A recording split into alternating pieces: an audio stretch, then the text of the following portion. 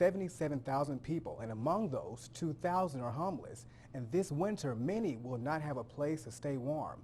Jessica Fairley is live in studio to explain why. Jess?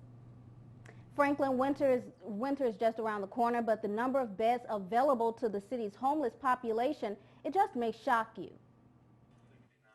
People tend to stay inside when the weather gets cold, but there are some who don't have the luxury of a warm home of their own. Those with Albany's Homeless Coalition say there's an uptick in services when the weather turns cold.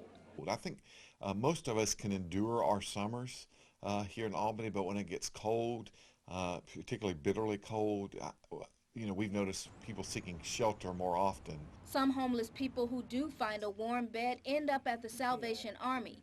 In the summer, there are about 630 people staying per month. That's only slightly higher than the 500 who seek shelter in the winter.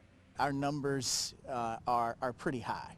They remain high both summer and winter. The high homeless population is a concern, especially when there are thousands without a permanent home and only a handful of shelter beds to go around. There are less than 100 shelter beds in this community. That's all agencies combined that provide shelter beds for homeless citizens here. And we know our numbers are so much higher than that. To be exact, there are only 92 shelter beds in Albany, 30 at the Salvation Army for men and 14 for women.